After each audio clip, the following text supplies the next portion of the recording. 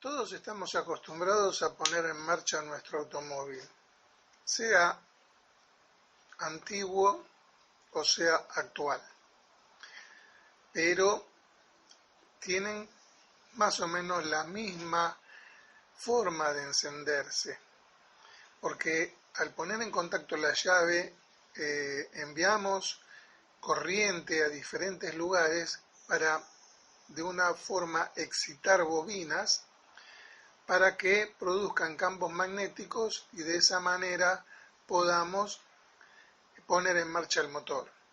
Sabemos de que para poner en marcha el mismo necesitamos tener la batería a pleno, tener una buena carga, porque ya lo hemos hablado en otros temas, que cuando ponemos en marcha el motor, la batería es la encargada de brindar toda su potencia, su carga máxima al motor de arranque, que es el elemento que mueve a través de un engranaje, de un pequeño engranaje, al volante del motor. El volante del motor es un disco pesado que se encuentra atrás, o sea, al lado del cuarto cilindro, que tiene una cadena, un aro dentado también, que es el que mueve a los cilindros, a los pistones, ¿no es cierto? A los pistones que están dentro de los cilindros. Entonces, con el motor de arranque excitado, ya produciendo el campo magnético, mueve el solenoide, que es un dispositivo que tiene un engranaje con una herramienta que se llama, vamos a decir, horquilla de empuje. Mueve ese engranaje, al mismo tiempo mueve el aro del dentado del volante y así se mueve el motor. No solo hay que mover el motor, sino que también hay otros componentes dentro del sistema eléctrico que es el que se necesita para que el motor empiece a funcionar, que es el sistema de encendido. El sistema de encendido ha variado durante muchísimos años. Hoy en la actualidad nosotros tenemos autos que son muy confiables con el tema del encendido, porque la ECU, la computadora, es la encargada de poner todo en orden para que la bobina de encendido esté lista como para enviar la corriente necesaria, que puede ser de 18.000 a 24.000 voltios. Siempre estamos hablando de corriente continua. Entonces, ponemos en marcha el motor a través del motor de arranque y tenemos que tener una buena chispa a través del sistema de encendido para que salte la misma dentro de la cámara de combustión y así explote el combustible, el carburante, aire combustible. De esa manera estamos listos y el motor está funcionando. Pero el sistema de distribuidor, ¿en qué consiste? Hoy, como ya dije, los automóviles actuales tenemos la posibilidad de que la computadora tenga presente todos los sensores y así arranque. Hay infinidad de sensores. Sensor como dijimos recién, del motor de arranque, que se encuentra ubicado en la polea, o en algunos se encuentra ubicado apuntando al volante del motor, y en el momento que empieza a girar, ese sensor emite una señal que va a la computadora y ya le está diciendo se está moviendo el motor. De esa manera va a llevar a la bobina de encendido la posibilidad de empezar a enviar la chispa. En fin, Dentro del motor tenemos sensores en la admisión, sensores en el escape.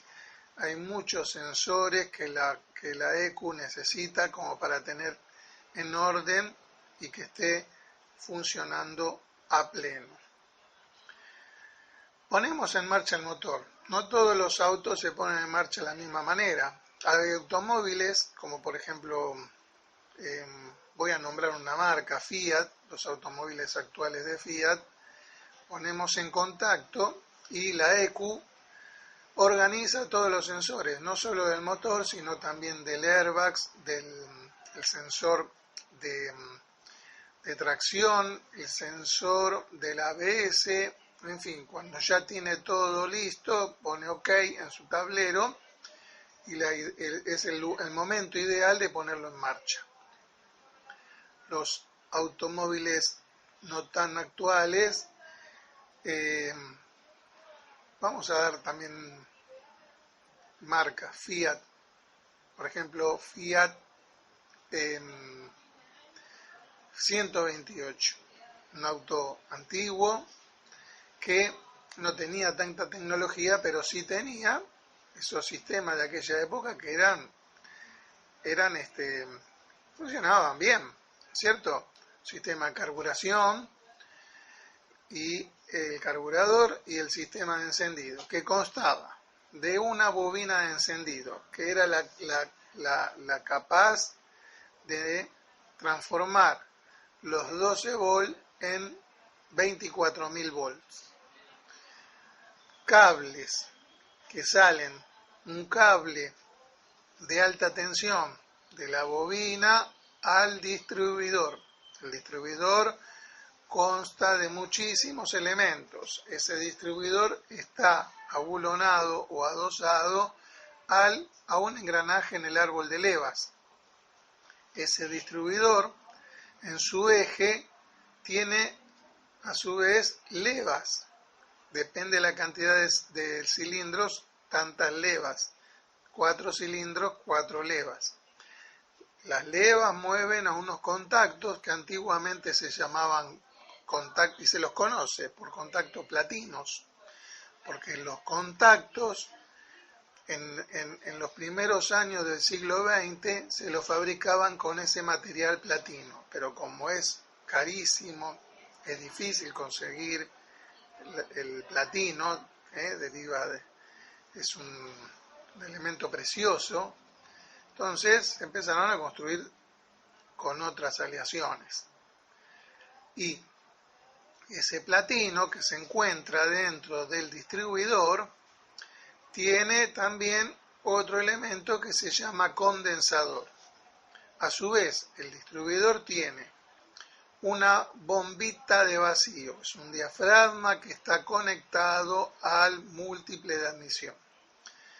La tapa del distribuidor que tiene la entrada del alto voltaje que viene de la bobina y a su vez, como dice la palabra distribuidor, distribuye cables secundarios de alta tensión a cada bujía.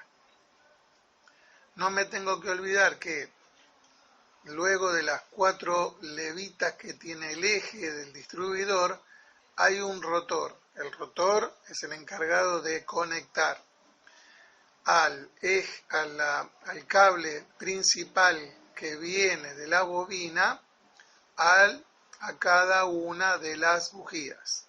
Entonces, cuando gira el motor a través del árbol de leva, envía giros al distribuidor, gira la leva y el contacto platino se cierra y se abre, se cierra y se abre. Ese contacto platino tiene que tener una regulación, un reglaje.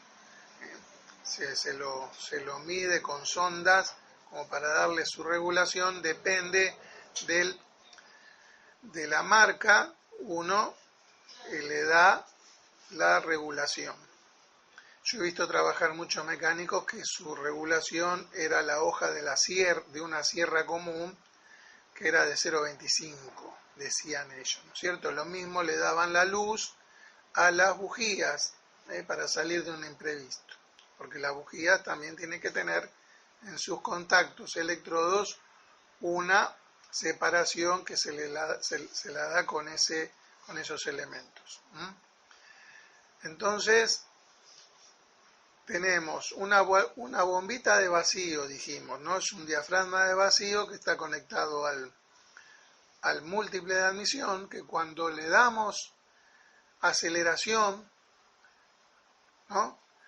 O sea, chupa la admisión a través de esa valvulita, ese diafragma, y mueve, es como que atrasa al sistema del distribuidor como para darle más potencia a la bomba de pique que tiene el carburador en los autos como ese 128.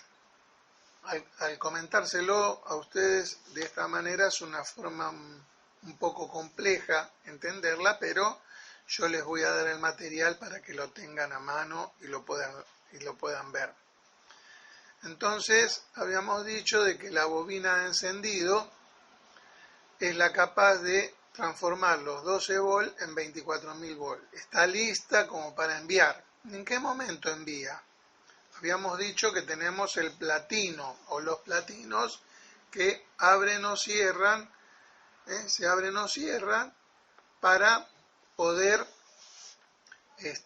darle la orden a través de un cable a la bobina.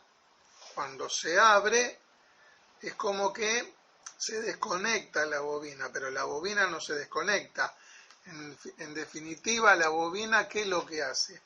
Al sentirse desconectada, esos 12 volt del bobinado primario pasa al bobinado secundario transformándolo en 18.000 o en 24.000 voltios.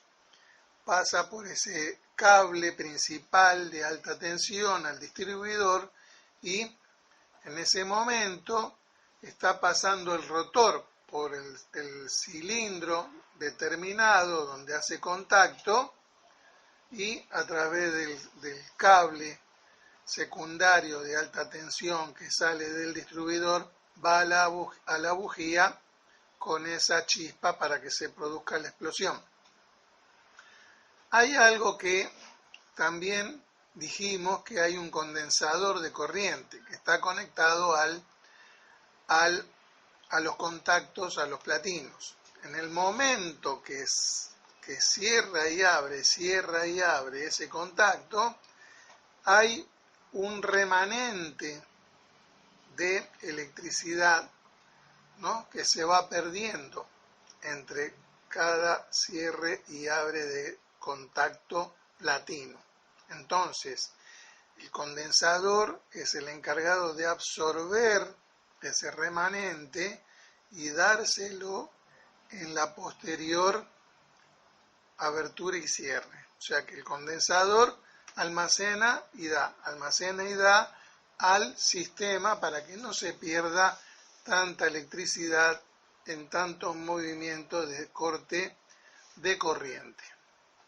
De esa manera ya hemos explicado de la mejor forma cómo se produce el salto de la chispa. Por supuesto que todo esto tiene que estar bien coordinado. Cuando uno hace el reglaje de la puesta en distribución de ese Fiat 128 o de Renault 12, en fin, ya vamos a tener la oportunidad de ver en persona esos circuitos, esos mecanismos. Entonces, siempre se pone en reglaje al primer cilindro.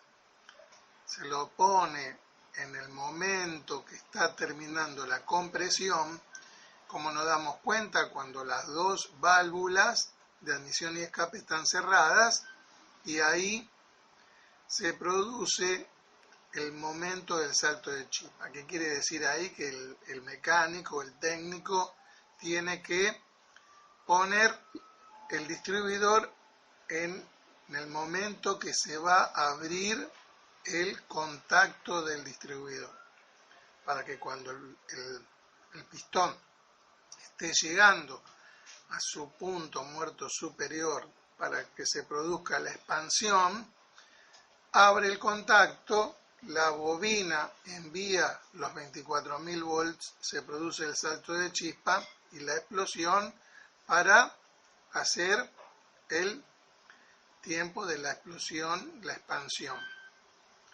Así de sencillo. Los autos modernos, como los que conducimos hoy en la actualidad, la ECU es la encargada de dar todas esas órdenes y la bobina de encendido, que también tienen los autos modernos, también están excitadas a 24.000, entre 18 y 24.000 volts. Así hemos conversado un poquito de la puesta en marcha del motor y cómo funciona el distribuidor. No nos olvidemos de que ya dije en un primer momento que los autos están, no todos se ponen en marcha de la misma manera. Los antiguos diésel, si seguimos hablando de marca, el Duna, por ejemplo, el Duna diésel, había que ponerlo en contacto para que se apague en el tablero el rulito, como le decimos, porque ese rulito era el que nos avisaba que las bujías de precalentamiento, porque los autos gasoleros tienen bujías de precalentamiento que calientan la cámara de combustión para que se ponga en orden de marcha cada cámara de combustión, así el combustible diésel explota más fácilmente. Entonces, cuando se apaga la luz de testigo, que decimos nosotros rulito, ahí estamos listos para poner en marcha nuestro motor diésel. Hoy, los automóviles diésel actuales, modernos, dentro del conteo de la ECU, al hacer toda la programación para poner en marcha el motor, ¿cierto?, que revisa todos los sensores, en un auto diésel ya también pone lista las resistencias, que son bujías, dentro de cada cilindro para que ese motor diésel pueda ponerse en marcha. Hay otros autos importados que hay que apretarle el embrague para ponerlo en marcha. Hay otros autos que hay que tenerlo en punto muerto. Hay autos automáticos que tenemos que apretar el freno para ponerlo en marcha, como los Toyota, los Yaris. Lo tenemos que tener en neutro y apretamos el freno para ponerlo en marcha. Los autos automáticos, si lamentablemente lo paramos en directa, nos va a costar después a lo mejor ponerlo en marcha. Por eso cada vehículo tiene su manual como para llevar el reglamento de ese manual, o sea, para que nosotros no tengamos dificultad a poner en marcha nuestro vehículo.